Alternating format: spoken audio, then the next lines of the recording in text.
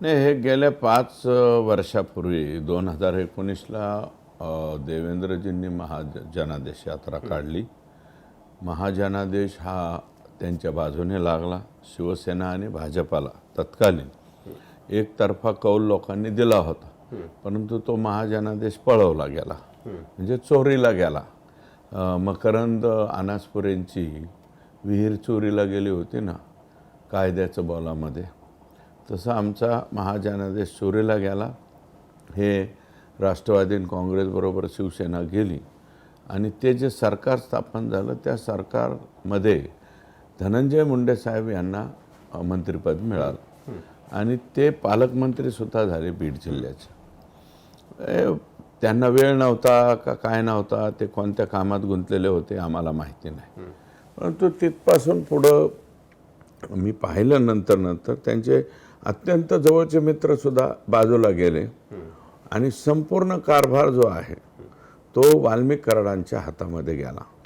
आणि मग तो एकतर्फा मला जे हवं आहे तसं असं. मग आता ते नेमकं धनंजय मुंडे साहेबांचं त्यांचं काय नेमकं बोलणं होतं की बाबा तूच सगळं चालव, मला काय पाहायचं नाही, असं काय बॉन्डिंग होतं का काय आपल्याला काय कळालं नाही. परंतु हे करताना जनतेतून निवडून येताना लोकांच्या फार वेळा पाया पडावं लागतं, लोकांशी कॉन्टॅक्ट ठेवावं लागतं. परंतु हे असलं काही न करणारे एक साधारण उपनगराध्यक्ष का नगराध्यक्ष पदापर्यंत गेलेली व्यक्ती आणि त्याच्या हातात सगळंच तुम्ही सोपवलं, तिथपासून हे दादागिरी, गुंडगिरी, हे राख्याचे प्रकार, त्याच्यानंतर वाळूचे प्रकार, हम करे सो कायदा, आम्ही म्हणलं तरच अमक्याच्या गुन्हा दाखल करून घ्यायचा वगैरे वगैरे प्रकार परळीमध्ये चालत होते. परळीच्या नंतर हे आता परत मध्ये सरकार ते गेलं, हे सरकार आलं. शिंदेसाहेब मुख्यमंत्री झाले, देवेंद्रजी उपमुख्यमंत्री झाले. या कालावधीमध्ये हे लोक एक वर्षभर, 9 महिने, वर्षभर परत शांत झालं. परत ते पॉवरमध्ये आले. पॉवरमध्ये येताना पुन्हा पालकमंत्रीपद आमच्या जिल्ह्याचं त्यांना देण्यात आलं आणि मग पुन्हा जिल्ह्याचा कारभारही गेला, कृषी खातं त्यांच्याकडे गेलं. म्हणजे अक्षरशः मी हे रिपीट वेळा शब्द वापरतोय की स्वतःचं मंत्रिपद, जिल्ह्याचं पालकमंत्रीपद हे धनंजय मुंडे साहेबांनी अक्षरशः भाड्याने वाल्मिक कराड यांच्याकडे दिलं आणि मग वाल्मिक कराड पाहिजे तसं चालवायला लागले आणि मग त्यांची कार्यकक्षा वाढत गेली. अंबाजोगाई, केज आणि हे विंड पॉवरच्या कंपन्या इकडं आल्या. आमच्या पाटोद तालुक्यापर्यंत त्यांचं कार्यक्षेत्र आलं. एक वेळा बंडगर नावाचं एक अधिकारी त्याला उचलून चालवलं होतं. त्यावेळेस त्यांना फोन केला गेला होता माझ्याकडून की हे जे तुमचं सिस्टम आहे, उचलाउचली, गाडीत घालाघाली, धमक्या द्यायच्या वरिष्ठ अधिकाऱ्यांना, हे परळीमध्ये चालू, आष्टी मतदारसंघात चालू नका. पण दुर्दैवानं असं की आष्टी मतदारसंघाचा मी आमदार नव्हतो.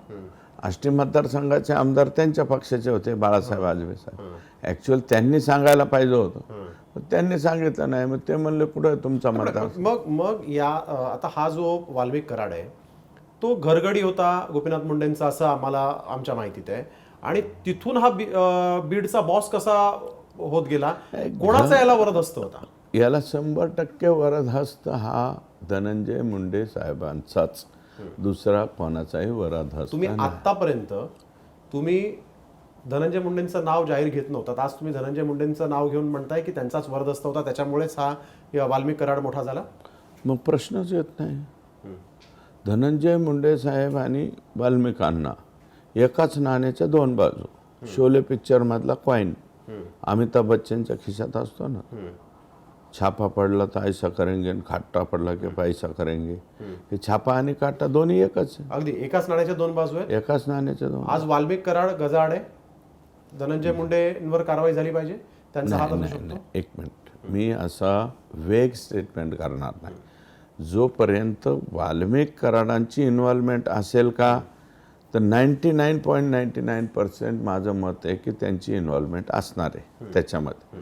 कारण याच मस्साजोगचा एक अधिकारी त्या कंपनीचा उचलून नेला गेला होता 2 महिन्यापूर्वी. त्याच्याकडून ते सांगतायत कंपनीवाले, एक्झॅक्ट मला माहीत नाही, मी विचारलं त्यांना, तर 50 लाख रुपये त्यांनी दिले होते आणि राहिलेले 1.5 कोटी हे नुकतेच, आणि काय झालं की मंत्री झाले, दोघे बहीण भावंड मंत्री झाले.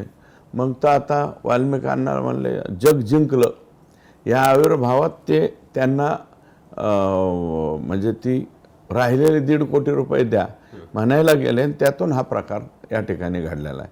त्यामुळं केस फक्त तुम्ही हाणायला मारायलाच होते का, किंवा मग 120B मध्ये बसतील, ते इन्व्हॉल्वमेंट म्हणून ते सरळ सरळ त्याच्यात आरोपी होऊ शकतील ना.